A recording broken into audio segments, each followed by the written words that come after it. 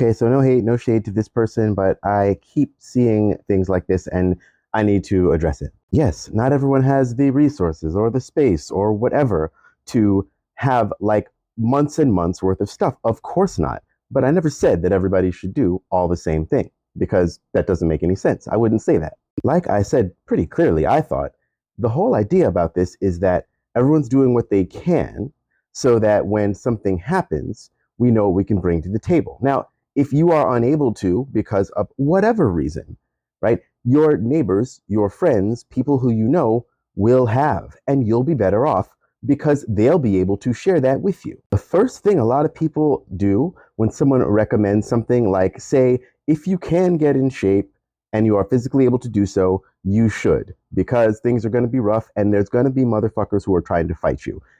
A lot of people will be like, well, everybody can't do that. But no one ever said that everyone has to do that, right? We are letting the people who can do a certain thing do it so that they can protect and help those who can't. And everyone has something to contribute.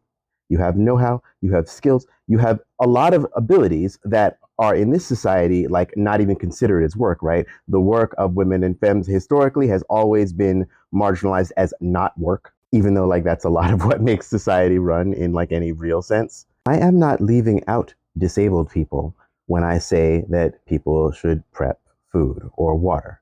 I'm saying that if I do that and I have a friend or a neighbor or someone in community who is disabled and could not before, I can then step up at a time of trouble and help them. I cannot single-handedly create medicines myself. I do not have a lab or a centrifuge or any distillery. I don't have any of that, right? So like, how can I tell someone how to stockpile medicines? That is a problem of systems. People should have access to all that stuff anyway. And that's not whether or not we are preparing for the future. That is a different problem of systems than the one we're discussing right now. So here's an important thing that I think a lot of people haven't considered.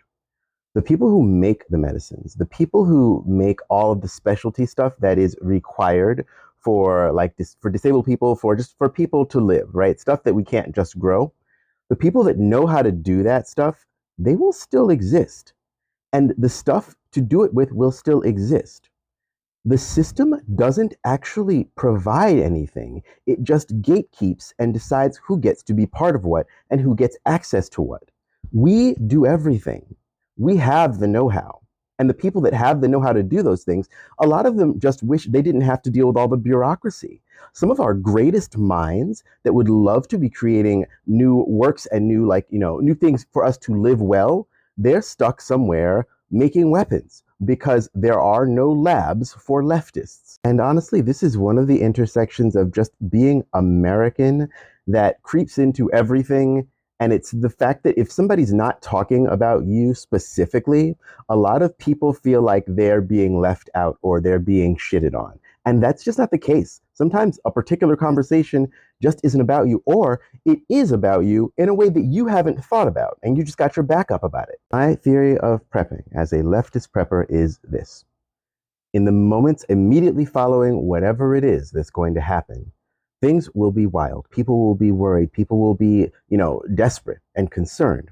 And if you have a little bit of a stash, you can help be a voice of calm and also of hope for people who don't know what to do. I saw what happened after like Superstorm Sandy. And I saw how in the absence of, there was nobody out in the places that were hardest hit before FEMA got there, whatever. People just showed up, donated stuff, and then other people showed up and helped them distribute stuff. People just came together and did the thing, because that is what we do. That's really what humans do. People, they try to make it seem like when things go bad that everybody's just going to start running around with machetes and just chopping each other. And like, that's not going to happen unless you have had people, of course, radicalizing them against each other. And then, of course, that could happen. But that's not human nature. And I do believe that everyone can do something.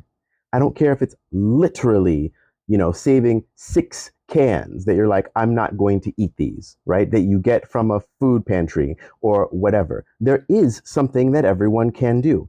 And I believe it's good for us to do it. But we're not doing this alone.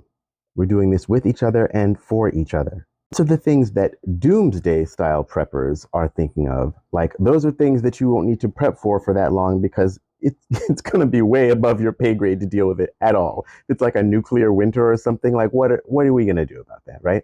But if the power goes out for an indefinite period of time, and you have a bunch of people who have a little something that they can share out, then people will be okay. And that will just give us time to think about creating those alternative systems, right? You can get the solar going. You can get the gardens planted if it's going to be years and years before things are good again. Now, I will validate that there are times when people say something that they're like not considering certain populations, but this isn't one of them. We are doing this so that we can help those of us who have the least. It is never the individual or the collective. It should be the individual for the collective.